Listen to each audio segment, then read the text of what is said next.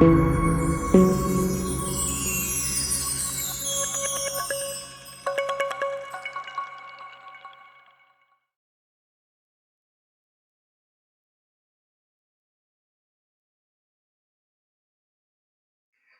queria lhe parabenizar. Estamos avançando bastante em nosso curso e estou feliz por isso.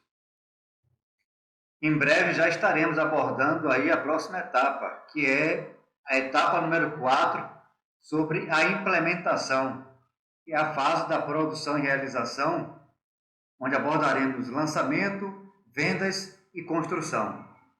Hoje estamos abordando a última aula sobre a etapa da estruturação, que é focada na questão da legalização e em tornar apto o empreendimento para construir e para vender. Então, nessa etapa, basicamente voltada para esse tipo de estruturação da regularização e da preparação para construir e para vender, nós tratamos do licenciamento ambiental, tratamos das viabilidades essenciais, tratamos do alvará de construção, tratamos do registro de incorporação, tratamos também da estruturação societária, do enquadramento fiscal e dos aspectos contábeis. Agora, nós vamos tratar exatamente de complementar um assunto que basicamente veio sendo abordado quase em todas as etapas e aulas anteriores, que é o planejamento financeiro. Basicamente, ele foi abordado em muito na viabilidade financeira prévia, na aula sobre orçamento detalhado, sobre o cronograma executivo e sobre a viabilidade definitiva. Volta lá e você vai ver que boa parte dos assuntos relacionados ao planejamento financeiro foram já abordados nessa aula. Então, necessariamente, nós vamos abordar o aspecto de forma complementar, que é a agenda de planejamento financeiro no sentido de complementação. Nós vimos que, para necessariamente finalizar o planejamento financeiro, nós precisamos de algumas ferramentas anteriormente que sejam desenvolvidas e avançadas. Como, por exemplo, nós colocamos que, para ele chegar ao seu final e ajudar no seu desenvolvimento, nós temos que ter o cronograma executivo, o orçamento detalhado, a viabilidade definitiva, a estruturação societária, o enquadramento fiscal e os aspectos contábeis já definidos. Tudo isso junto constituem ferramentas e informações para entrada no processo de planejamento financeiro. Então, necessariamente, o planejamento financeiro prepara o empreendimento para construir e para vender, dando a ele as condições necessárias para que isso aconteça. Por isso, ele está definido como uma parte da etapa de estruturação, embora suas atividades da estruturação começam bem antes e tem sua maturação exatamente neste ponto. Então, sobre a questão do planejamento financeiro, que diz respeito às questões do planejamento, sobretudo do fluxo de caixa e projeção, da necessidade de recursos, da velocidade de vendas, que envolve também o planejamento comercial, ele tem como uma perna principal a questão da estruturação de capital ou estruturação financeira, que é exatamente as providências necessárias para se buscar os recursos, para se garantir os recursos necessários, para que, de acordo com o que foi apontado no orçamento da obra e orçamento geral do projeto, o que foi apontado dessa necessidade ao longo do projeto no cronograma, juntando os dois, que é o cronograma físico-financeiro, diante dessa necessidade, eu tenho a visão do volume total de recursos e de quanto será necessário em cada tempo. Então, com essa engenharia, com esse desenho, é então se buscado as formas, em termos de planejamento, para se buscar garantir a fonte dos recursos necessários para que eles estejam disponíveis, líquidos e disponíveis ao desenvolvimento do projeto. Então, é isso que nós chamamos também de estruturação financeira. Nós vimos que a captação de recursos, elas podem ser necessariamente de recursos próprios. Normalmente, os recursos próprios, eles entram e são muito importantes no início do projeto para dar o start do projeto, né? Só que espera-se que o projeto ele seja sustentável ao longo do seu desenvolvimento e o recurso próprio não seja mais necessário. O planejamento financeiro busca essa otimização. Então surgem outras fontes de recursos. Entre eles, nós vimos que há a questão dos recursos advindos de investidores, através da modalidade da veiculação, através das sociedades em conta de participação, de investidores que entram interessados no resultado do projeto. É uma forma de captação. A outra forma que nós vimos são formas operacionais, ou seja, da operação do empreendimento, da incorporação, que nada mais é do que as vendas. Então, recursos advindos das vendas são sumamente importantes ao planejamento financeiro. Agora sim, nós entendemos o porquê ajustar o produto lá no início, de acordo com as necessidades do mercado, agora tem importância. Porque no seu planejamento financeiro, você vai ter financiamento, mas também terá entrada de caixa oriundos da operação, que são as vendas. E às vezes, esse volume de vendas terá que ser maior que o previsto, porque acontece atraso no financiamento, ou o recurso do financiamento não é suficiente naquele momento, naquele mês. Então, você tem que contar com o que vai entrar das vendas. E de acordo com sua previsão do que já está vendido, não seja suficiente. Aí você vai buscar capital oneroso de capital de giro? Às vezes não. Às vezes você vai optar por fazer uma campanha de vendas com as imobiliárias para aumentar as vendas, dando condições especiais para que entre recurso através das vendas. Aí entra o impacto de ter um bom planejamento mercadológico, uma boa definição de produto, coisas que nós vimos lá atrás, que agora tem importância. Porque de acordo com as características que você definiu lá atrás, você pode ter facilidade ou muita dificuldade nesse momento. Por exemplo, se você tem um produto que você colocou um preço acima do praticado no mercado, você vai ter dificuldade de vendas. A velocidade de vendas vai ser menor do que aquilo que você espera. Se você colocou um tipo de produto não tão aderente ao que aquele mercado está disposto a comprar, igualmente você vai ter também dificuldades em conseguir velocidade de vendas. Então é muito importante que todos os aspectos do ciclo imobiliário sejam passo a passo, visando a conectividade que tem entre eles. Daí a nossa metodologia.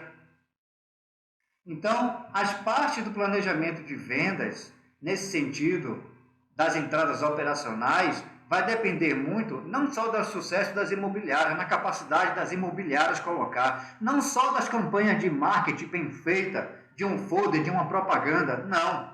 Vai depender se seu produto atende às necessidades dos clientes. Então, tudo está interligado. As outras entradas, então, essa questão do planejamento financeiro, da estruturação financeira, né, de captação de recursos, são as operações financeiras. Daí você tem diversas. Nós vamos comentá-las daqui a pouco cada uma.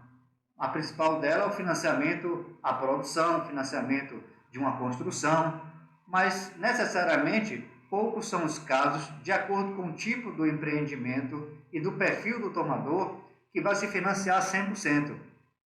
Na sua maioria, financia até 80%. Os 20% entra como contrapartida de recursos próprios, que pode ser através de recursos das vendas, pode ser através de recursos próprios ou de entrada de ingressos de investidores. São essa a forma, de uma maneira geral, que a gente tem que observar. Então, tratando da agenda de planejamento financeiro, no que diz respeito a uma visão complementar, nós vamos tratar agora justamente a partir dos pontos que nós já abordamos anteriormente. Bom, em planejamento financeiro, eu diria que não necessariamente apenas para o imobiliário, mas sobretudo para o imobiliário, né? Quando eu digo imobiliário, eu estou falando de uma forma geral, a incorporação.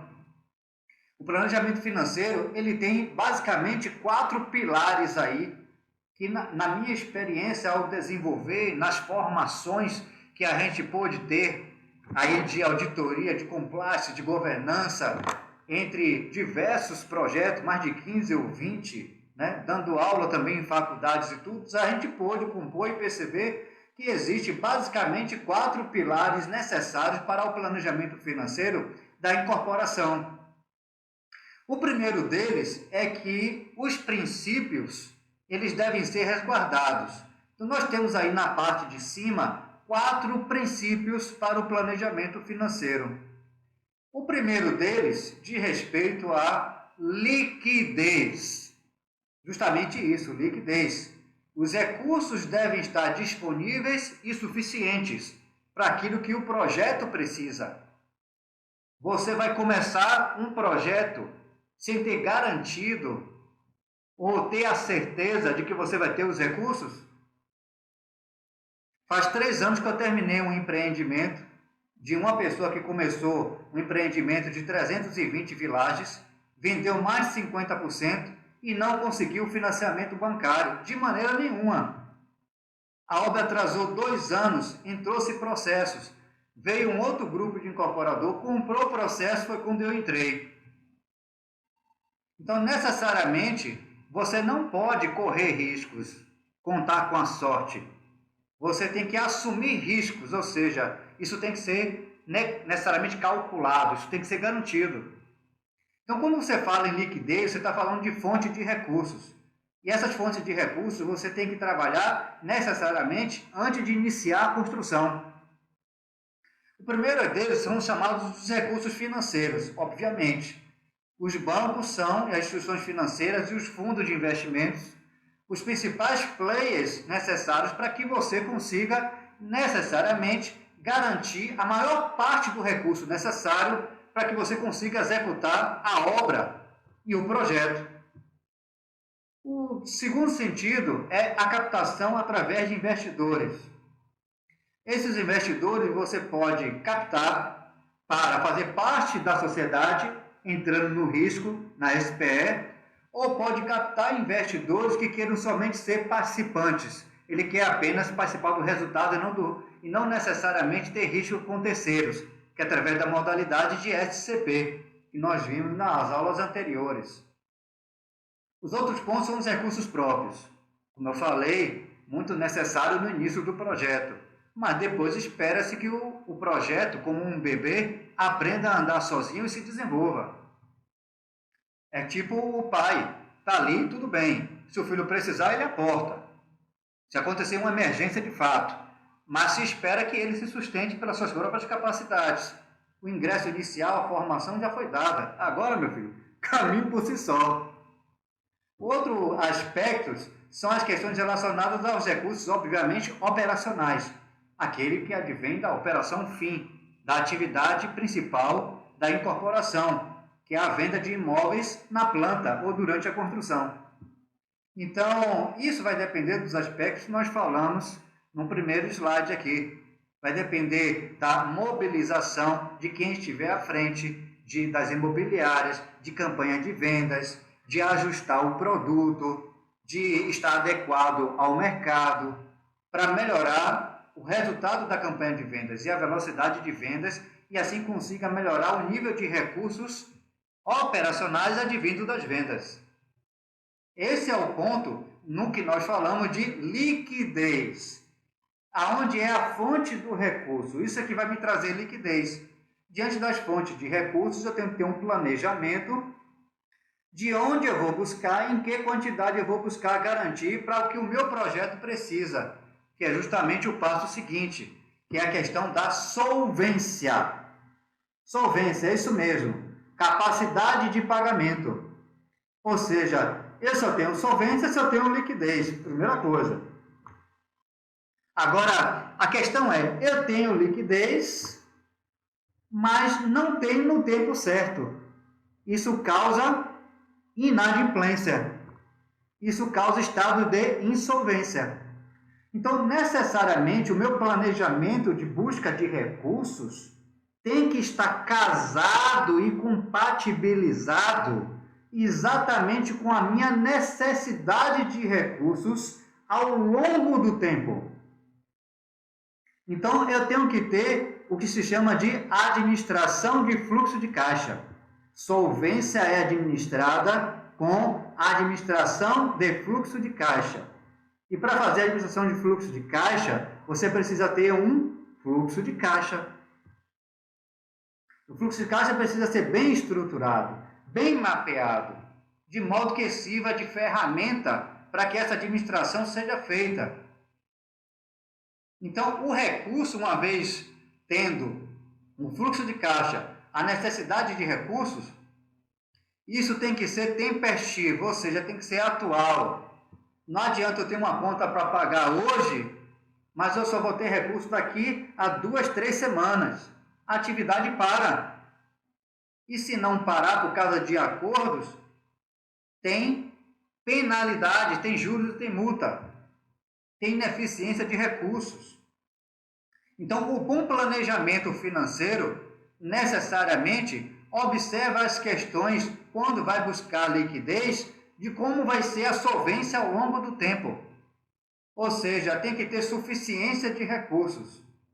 Na minha previsão, eu tenho que saber antecipadamente quanto eu vou precisar de recurso e em que tempo, quando é e quanto é, para cobrir as minhas obrigações. E assim o projeto consiga ir adiante de maneira estável. Esse é o ponto. Porque quem trata de planejamento financeiro tem que estar com um olho no presente e outro no futuro. Porque o futuro chega já. Então, esse é o ponto. Então, o primeiro ponto foi a liquidez, com a fonte de recurso. O segundo ponto é a solvência, com a questão da administração do fluxo de caixa. O terceiro ponto, obviamente, é que eu tendo recursos e tendo administração deles, eu tenho que ter eficiência na aplicação desse recurso. E a eficiência na aplicação desse recurso eu obtenho através do controle orçamentário. Então, o monitoramento e o controle orçamentário faz parte do planejamento financeiro. É indissolúvel, inclusive impensável, ter um planejamento financeiro e não ter um monitoramento e controle orçamentário. A partir desse ponto, do controle orçamentário, a questão mais elementar é, você tem que ter um orçamento. E este orçamento, como nós falamos nas aulas anteriores, a estrutura dele tem que ser igual ao do fluxo de caixa, que tem que ser igual ao que está dentro do sistema, para otimizar o gerenciamento, para otimizar o controle. Então, a partir do orçamento e a partir do cronograma, você tem uma questão que nós podemos chamar de previsibilidade. Você consegue saber com antecedência quanto e quando você vai precisar de recurso. E assim você determina o volume e faz o seu planejamento financeiro de quando buscar, quanto buscar, como buscar, com que custo buscar, de acordo com as oportunidades. Ou seja, tem que ter o que nós chamamos de monitoramento esporádico? Não. Monitoramento contínuo.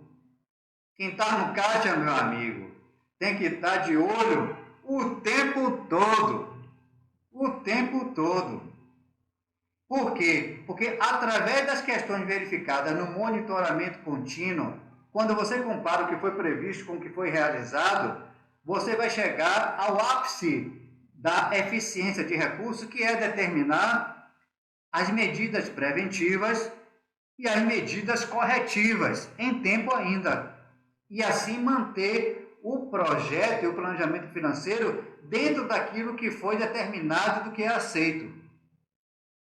Então, uma vez tendo a liquidez, fonte de recursos, tendo a solvência, a administração de fluxo de caixa, tendo a eficiência, o controle orçamentário, você tem que entender que tudo isso faz parte de uma coisa: a governança corporativa. O planejamento financeiro está dentro do planejamento estratégico da companhia.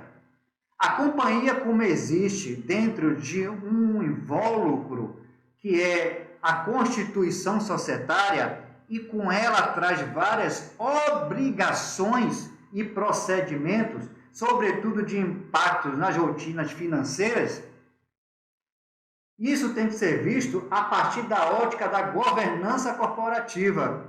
E para cumprir a boa governança corporativa, tem que ser estabelecido compliance, que é necessariamente buscar a conformidade com as leis e com as normas. A coisa não corre solta, não. Tem que prestar conta. Então, a conformidade, quando você compra de um fornecedor, quando você paga um prestador de serviço, em que casos você tem que fazer a retenção do imposto e depois passar isso ao órgão, ao fisco? É responsabilidade de quem está no meio do CNPJ, de quem tem a personalidade jurídica, que tem que estar em conformidade com as leis, com as normas, porque senão tem penalidades e impacto negativo sobre a condução do projeto. Tem que ter cumprimento de obrigações e de deveres. Tem que prestar conta e, além de tudo, ter transparência. Tem que cumprir procedimentos internos. Tudo isso é compliance, faz parte da governança. Então, esses são os pilares do planejamento financeiro. Esse é exatamente o ponto que nós vamos ver e nesses slides, exatamente, mais alguns outros sobre o planejamento financeiro.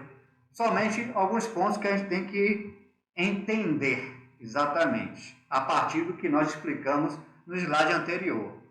O planejamento financeiro, numa visão mais abrangente, deve definir e conter as medidas que visam assegurar que o projeto seja iniciado, executado, controlado e encerrado ao final. Ou seja, é do começo ao final. É uma coisa, como eu falei, contínua. Senão você fica pelo caminho. Isso é um fracasso total. O ponto de partida, obviamente, é a base da viabilidade econômica financeira definitiva, como nós falamos anteriormente. Mas entra todas essas ferramentas que nós citamos agora, na aula anterior e nesta aula. Algumas ferramentas e providências fazem parte do escopo, como o fluxo de caixa projetado e a estruturação de recursos. O planejamento financeiro, ele deve prover as coberturas dos gastos ao longo do projeto. As medidas tomadas são para providenciar a suficiência de recursos necessários para cada evolução prevista de avanço do projeto e da obra prevista no cronograma físico-financeiro. No entanto, a previsão inicial serve como uma linha de base, ou seja, é uma linha intencional no início, mas à proporção que você vai desenvolvendo a obra, você tem que fazer revisões mensais mais específicas e trimestrais de maneira mais ampla, de modo a criar a nova previsão de acordo com o que vai acontecendo.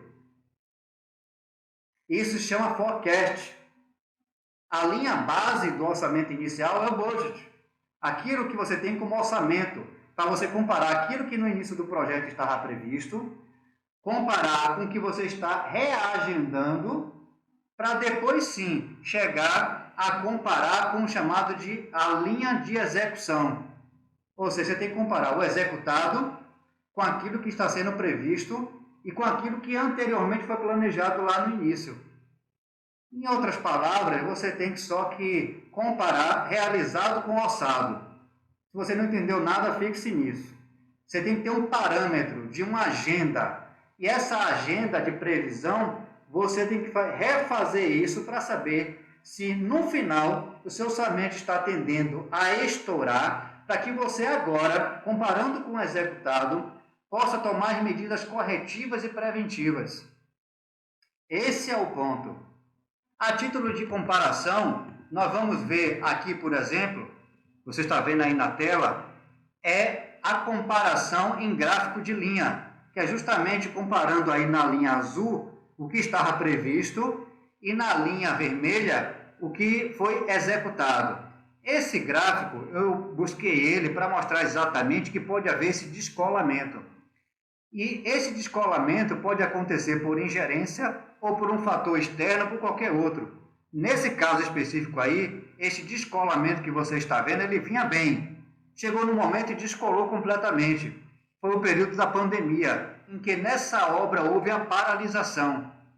E depois da paralisação, ela diminuiu o ritmo de execução, depois voltou aos poucos a executar até o final. Mas eu consigo mensurar isso, eu consigo controlar, tomar as medidas e fazer o meu planejamento através dessa comparação. E o gráfico de linhas nos dá a questão de tendências. O outro ponto é quando existe um fluxo de caixa, é dessa forma que tem que ser feito.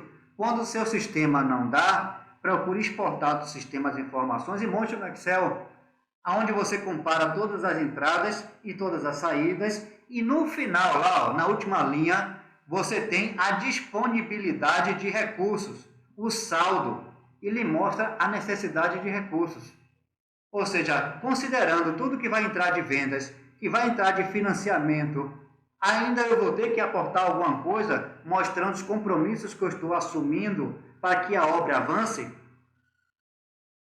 Ou seja, se tem déficit, eu tenho que planejar como eu vou buscar. Ou eu vou aumentar as vendas, ou eu vou diminuir, às vezes, a despesa. E se eu procurar reter as despesas, eu posso estar prejudicando a evolução, a velocidade da obra. Mas o que não pode é permitir que a coisa corra solta. Você tem que ter o controle, o monitoramento. Isso tem que estar muito bem mapeado. Você tem que ter o domínio disso. Não deixe a coisa correr sem rédea, sem você saber. Tem coisas que são aceitáveis. Obviamente, você usa o seu bom senso. Mas, dentro do bom senso, tem limites. Você tem que procurar seguir a uma metodologia, a um controle. Então, seguindo necessariamente esse ponto e tratando do fluxo de caixa projetado, nós poderíamos dizer que o fluxo de caixa projetado é uma ferramenta de previsão. Em si, ele não é um planejamento. Ele apenas mostra a necessidade, ele mostra uma foto. Agora, o que você vai fazer para superar essa previsão, se mostrar alguma deficiência, aonde você vai buscar o que vai fazer, isso é o planejamento financeiro. Tá? Então, seguindo esse processo, nós chegamos ao último ponto, que é exatamente a questão da estruturação financeira. E já falamos exaustivamente sobre esse assunto. A estruturação financeira, sabe-se que é uma engenharia financeira. Não é algo que um bolo de receita. É uma engenharia financeira. E ela é adequada a cada necessidade de projeto. Porque cada projeto tem um desenho diferente, embora tenham princípios parecidos. Então, é uma engenharia financeira para garantir o nível de recursos para suportar o desenvolvimento e a execução do projeto, a princípio, conforme a programação que está previsto no fluxo de caixa projetado. Isso é importante afirmar. A entrada de recursos, ela também pode acontecer através de investidores, nunca esqueça disso. E a entrada de investidores, sempre é melhor trabalhar elas antes de iniciar as obras, na qual você busca mostrar o seu projeto, a atratividade do seu projeto para captar recursos de investidores, preferencialmente para participar na forma de SCP, em qual ele participa apenas do resultado e não necessariamente interfere na gestão. Agora lembre-se do seguinte, eu encerro com isso. Crédito de terceiros é como remédio. Pouco não resolve, muito intoxica. Espero que tenha sido muito útil nessa parte. Encerramos aqui a parte da etapa da estruturação. Está tudo pronto, então, para fazermos o lançamento, trabalharmos as vendas e construir. Ok? Então, até a próxima aula.